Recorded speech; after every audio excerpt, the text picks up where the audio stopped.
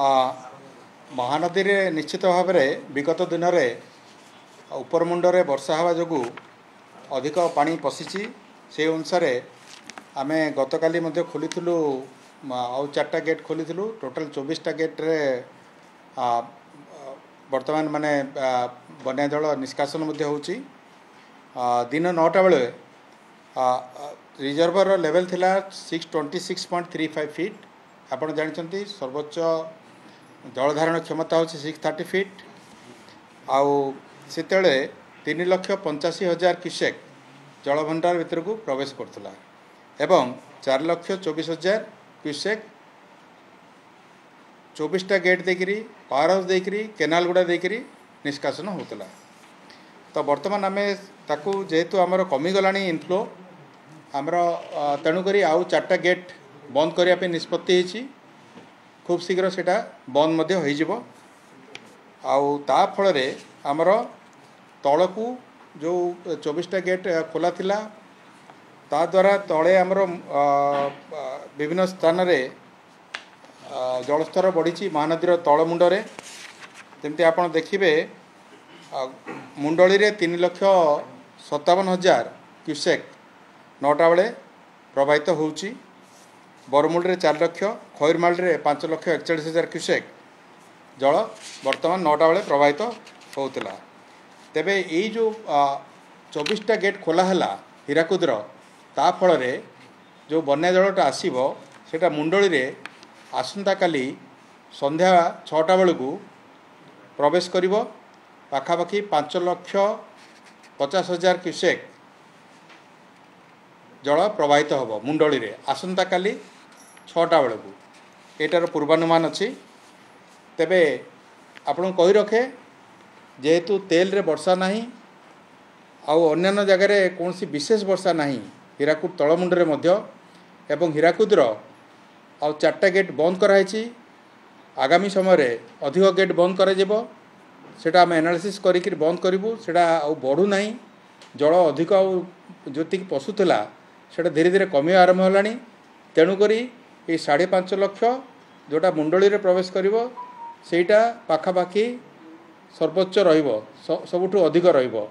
तापरे धीरे धीरे सेटा कमिवार आमे पूर्वानुमान करूचु। एटा गला महानदीर तेणुकरी एठी विशेष कौन सी जगह असुविधा हबार संभावना नहीं। आम एटा कौन सी छोट धरणर एटा माने जोटा आसुची सेटा किछि असुविधा हेबनी। 5 लाख 6 लाख गोटे नॉर्मल आमर फ्लड। तेणु एटा होची महानदीर स्थिति। सेमती आम ब्राह्मणी रे देखिबा आमर विभिन्न जगह वर्षार परिस्थिति जोड़ा अच्छी इनफ्लो मध्य कमीगलानी। रेंगाली डैम रे 2टा गेट देकर जल निष्कासन होता 3,692 क्यूमेक डिस्चार्ज होता 2,666 इनफ्लो माने जलभंडार भीतर को एति क्यूमेक्स प्रवेश करथिला 2,166 क्यूमेक आ जलस्तर थिला 152.52 मीटर जेतोले कि आमर सर्वोच्च जलधारण क्षमता होची 123.5 मीटर। तेबे यही जो जलभंडार को जो पानी प्रवेश करुच्ची जल प्रवेश करुच्ची सेटा जेहेतु कमी गलानी आम आउ गोटे गेट आज बंद करुचु। वर्तमान 2टा गेट चलुला वर्तमान गोटे गेट आमर चलिबो। तो यहाँ मुख्य आमर जोटा 2टा बंध ता बाबद कहली। विभिन्न नदी गुड़ाकर जो स्थिति देखिबा कौन सी जगार बन्या नहीं केवल जोटा जलका गतकाली थिला विपद संकेत उपरे सेटा एबे 10टा बेले ठीक विपद संकेत 6.5 मीटर रे अच्छी आउ सेटा तलू खसुची खसवा ट्रेंड रे अच्छी। तेणुकरी नेक्स्ट घंटे 2 घंटा बेलू सेटा मध्य विपदमुक्त हो। आउ अन्य जगार आपड़ जो धरवे ब्राह्मणी बैतरणी बुढ़ाबलंग सुवर्णरेखा ऋषिकुल्या वंशधारा सबु जगार नदी रे जलर स्तर विपद संकेत ठारू यथेष्ट तलरे रही। तेणुकरी कौन सी जगार बन्या परिस्थिति नहीं।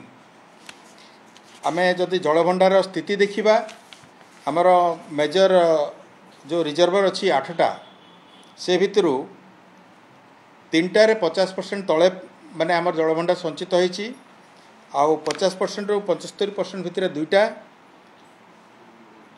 आउ 75% रु 100% भितर 5टा क्षमा करेंगे बिलो 50% गोटे जगार अच्छी तेणु मीडियम रिजर्वर 48 नंबर्स अच्छी ता भितर एबो 75% 26टार अच्छी आउ 50 to 75% भितर 12टा आउ 50% तले 10टा अच्छी सेटा पार्टिकुलाली गोटे नुआपड़े एवं गंजाम रे एटी टी वर्षाटा अन्य जिला तुलन टी कम अच्छी तेणु से कम अच्छी तेणुक ओभरऑल आम जो देखा विभिन्न जलभंडार स्थिति संतोषजनक रही गतकाली कौन सी प्रकार वर्षा विशेष वर्षा कौन सी जगार है ना आम वर्षार परिमाण एवं तार प्रकार ये बहुत गुटे कमी जाइए प्राय 10टा मात्र ब्लॉक हेडक्वार्टर्स रे 50 mm रु अधिक वर्षा होती एवं कौन सी ब्लॉक रे 100 mm रु अधिक वर्षा है ना तेणु वर्षार परिमाण धीरे धीरे कमुची आगामी दिन जोटा IMD फोरकास्ट कर आम पाखे अच्छी आगामी 7 दिन जाए कौन सी जगार वर्षार पूर्वानुमान करा जाए नहीं तेणु आम आशा करुचु जे विभिन्न नदीर स्थिति जोटा अच्छी जोटी भी जलस्तर जी अधिक अच्छी आगामी दिन में ता देहरे व्यापक सुधार आसीबो एवं कौन सी प्रकार असुविधा हेबार आम संभावना देखुना हूँ।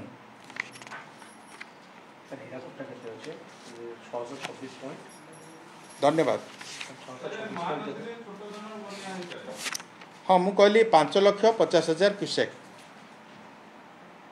5,50,000 क्यूसेक सेटा आसीबो मुंडली रे आसंता काली संध्या बेलू सेटा प्रवेश करिवो एवं सेटा धीरे धीरे कमिजी मध्य जीवो सेटा सर्वोच्च एटा रहिबो धीरे धीरे कमिजी कारण आमे वर्षा नहीं गोटे है मझिरे वर्षा नहीं हीराकुद तले आउ गोटे कथा है जे आमे हीराकुदर मध्य गेट गुड़ा क्रमान्वये आमे बंद करवा आरंभ कलुणी अलरेडी 24टारू बर्तमान 4टा बंद करके 20टा चलती आज आमे आउ 4टा उपरवेला बंद करूँ आसंता काली पुणी बंद करूँ एवं जेहेतु वर्षार आउ माने आम देखिपारुना तेणुक आम यहाँ बंद करने प्रक्रियाटा जारी रहिबो। लो लाइंग एरिया जेकोसी जगार जलस्तर बढ़िले लो लाइंग एरियाटा सब एफेक्टेड हुए पठा गुड़ा एफेक्टेड हुए तेणुक ये सब जिनस आम संपुक्त कलेक्टर मानक ग्रुप अच्छी व्हाट्सएप ग्रुप से समस्त को जन दिखाई जे 5,50,000 क्यूसेक जल जल प्रवाह हम मुंडली रे आसंता काली एवं से ताकू धरिकी समस्ते डिफरेंट आमर जो शाखा नदी गुड़ाक अच्छी कुआखाई है देवी है एपटे कुशभद्रा सब काठजोड़ी है सबुथ जहाँ जी स्तर रहा कथा ताकू धरिकी समस्त आमर क्षेत्राधिकारी माने सतर्क अच्छा जिला प्रशासन सांगे समन्वय रक्षा कर सबू जगार पेट्रोलिंग आम इंटेंसिफाई कर दौर।